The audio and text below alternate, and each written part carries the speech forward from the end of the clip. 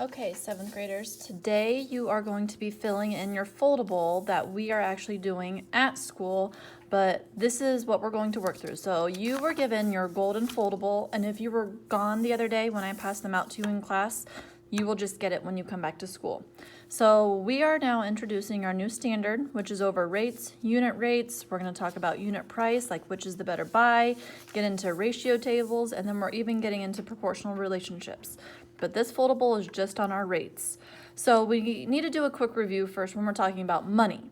So when we round money, you want to think how many digits are always after the decimal? Well, only 2, right, when we're talking about money.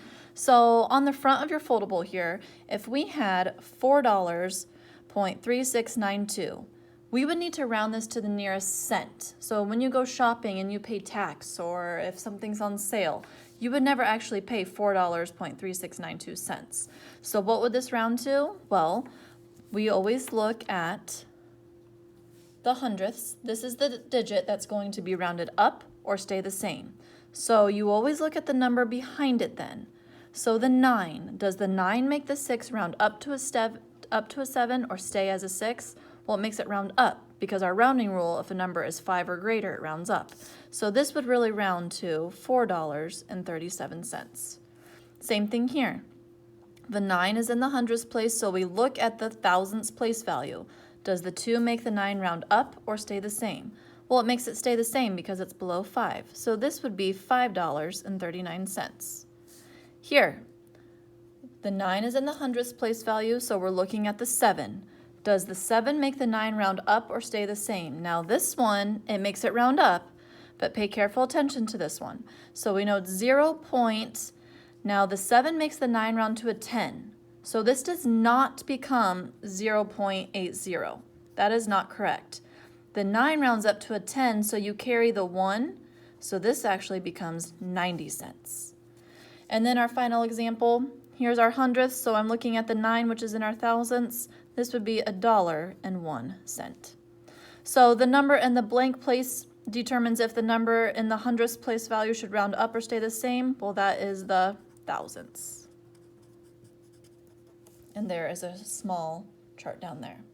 Okay, so now let's open up your foldable and go through the middle of it. So what is a ratio? So you've been doing some videos on these. So here's what a ratio is. It is a comparison, because that's what we're doing with ratios, a comparison between two values. So any two values, we could be saying there are 3 girls compared to 4 boys, or a simple ratio could just look something like 4 to 2. Okay, comparing any two different values. But what a rate is, here's the difference between a ratio and a rate. So a ratio just compares two values. So a rate is also a ratio. So it's a ratio, it's comparing two values, but it has to have with two different units.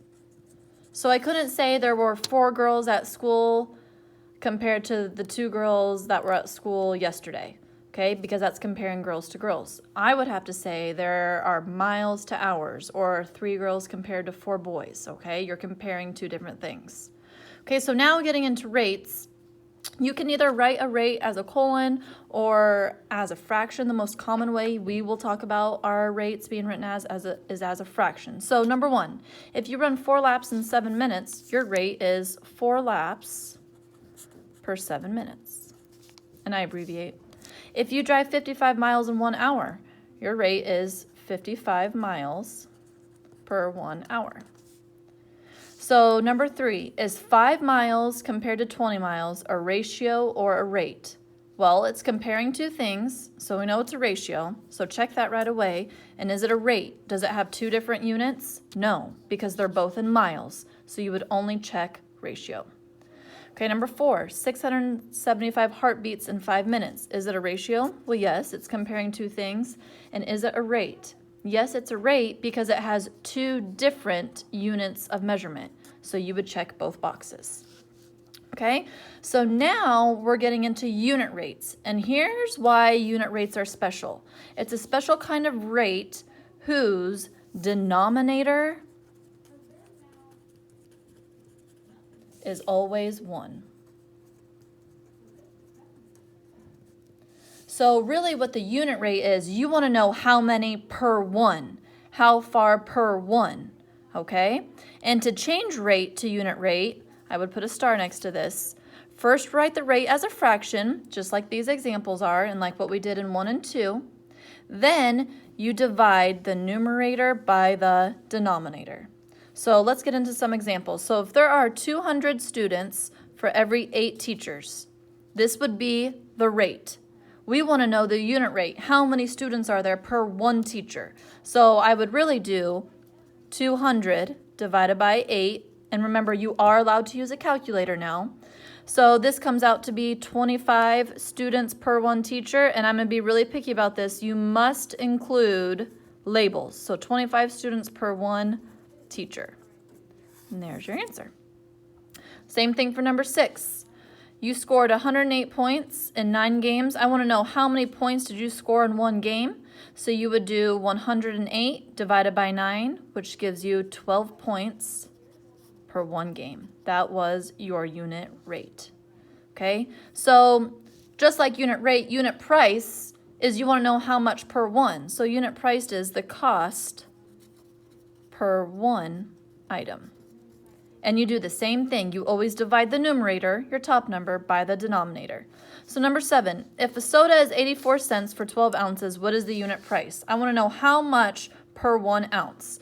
So on your calculators, you would do 0.84 divided by 12, which gives you, write it as a fraction, 7 cents per 1 ounce.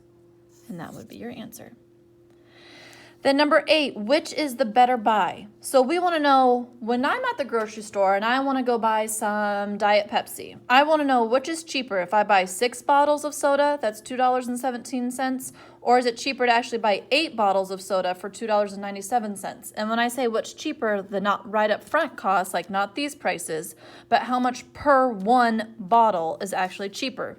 So I would have to calculate them both out here. So if I have $2.17 for 6 bottles, I'm going to go and divide those. So I would do 2.17 divided by 6, and on my calculator I get 36 cents per 1 bottle. Can't spell today. So now I'm going to go do the same thing for my 8 bottles. So now I have $2.97 for 8 bottles. So on my calculator, I'm going to do $2.97 divided by 8, and I get an answer of 0.37, which is 37 cents per 1 bottle.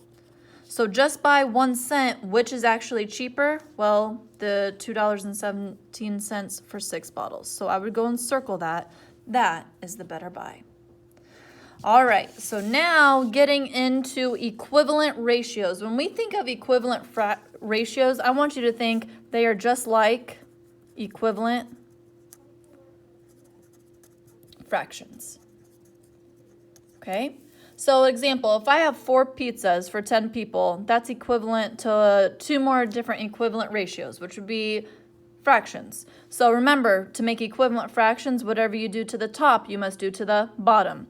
So I'm just going to multiply them both by 2. 4 times 2 is 8. 10 times 2 is 20. Not 10, Mrs. P. So 8/20ths would be an equivalent ratio to 4 to 10. Let's say I'm going to multiply by 3. So multiply the top by 3 and the bottom. 4 times 3 is 12. 10 times 3 is 30. So 12/30ths would be my answer. All right, so how do you get equal ratios? Well, we just said that. You multiply, or you could divide both the numerator and the denominator by the same number. And if I'm going too fast as you're filling out this foldable, 7th graders, pause and fill in as I go along, okay? So find 2 ratios equivalent to each given ratio. Now there are many answers you could give me here. So I'm actually going to divide 6 to 2. I'm going to divide these both by 2. So I would have 3 to 1. So this is one way to write ratios. A number, spell out the word 2, the next number. Now I'm going to multiply them both by 2. 6 times 2 is 12. 2 times 2 is 4. So those are equivalent ratios to 6 to 2. Here's the second way you can write a ratio with a colon in between the 2 numbers. I'm going to multiply these both by 2. So I have 6 to 14. And I'm just going to multiply by 3 now. So I would have 9 to 21. And then the third way that you will see ratios written, which is our most common way as a fraction, I'm going to divide these both by 2. 10 divided by 2 is 5. 4 divided by 2 is 2. Then I'm going to multiply by 2. 10 times 2 is 20. 4 times 2 is 8. All right, so moving on. Now talking about equivalent ratios and rates with a table. This is more what we'll get into later on in the week, but let's go ahead and get this filled out. So you can make a table to organize equivalent ratios. So the first thing that you would want to do is you first want to find your unit rate if we don't have it. So I have told you that you can go 40 miles on 2 gallons of gas. Well, that's our rate. We want to know how far can you go on 1 gallon of gas. So if I have given you a rate and we want to get the unit rate, remember, we divide. So I would do 40 divided by 2. 40 divided by 2 is 20. So on 1 gallon of gas, I can go 20 miles. So let's make some more equivalent ratios. I'm just going to put 3 and then 4 here. So how did I get from 1 to 3? Well, I multiplied by 3. And my rule is whatever I do to the top, I must do to the bottom. So 20 times 3 is 60. Then over here, how did I get from 1 to 4? Well, I multiplied by 4. So whatever I do to the top, I must do to the bottom. 20 times 4 is 80. Same thing for number 13, equivalent ratios. Okay, so I'm just going to do 6, and let's do 3, 18, and 120. You could have picked different ones. So how did I get from 12 to 6? I divided by 2. So 20 divided by 2 would be 10. How did I get from 12 to 3? Well, I divided by 4. So 20 divided by 4 would be 5. And keep going from there. All right. Now, going on. When you complete this one, our first step is to find the unit rate. So we know we can go 165 miles in 3 hours. How far can I go in 1 hour? So I would do 165 divided by 3, which is 55. So I can go 55 miles per 1 hour. Now this empty box here is just saying we could fill in one more equivalent. So you could pick whatever you wanted. I'm just going to pick 4.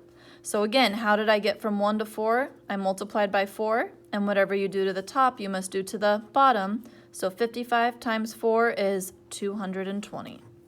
So what is the unit rate for problem 14? The unit rate is 55 miles per 1 hour. And remember, you include your labels.